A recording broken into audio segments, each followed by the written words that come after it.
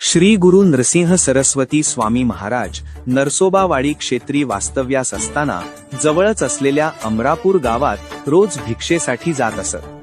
तेथे एक वेदाभ्यासी गरीब ब्राह्मण राहत होता. तो कोरडी भिक्षा मागून त्यावर स्वतःचा व कुटुंबाचा उदरनिर्वाह करायचा. त्याच्या अंगणात घेवडाचा एक वेल होता. त्याला पुष्कळ शेंगा यायच्या. एखाद्या वेळी भिक्षा मिळाली नाही तर तो ब्राह्मण घेवड्याच्या शेंगांवरच गुजराण करायचा.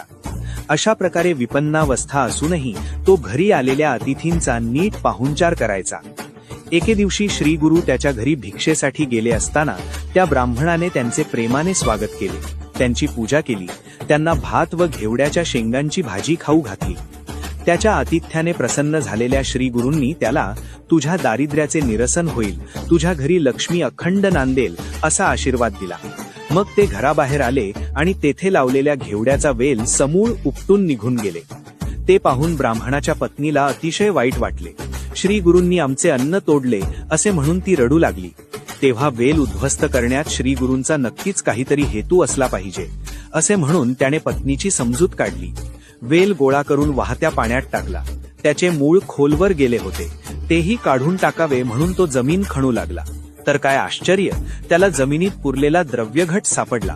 ते पाहून ब्राह्मणाला व त्याच्या पत्नीला अपार आनंद झाला. त्या दोघांनी संगमावर जाऊन श्री गुरूंचे दर्शन घेतले व सर्व हकीकत सांगून त्यांचा जय जयकार केला. अशा प्रकारे श्री गुरूंच्या कृपेने त्या ब्राह्मणाचे दैन्य सरले. तो सुखाने कालक्रमणा करू लागला.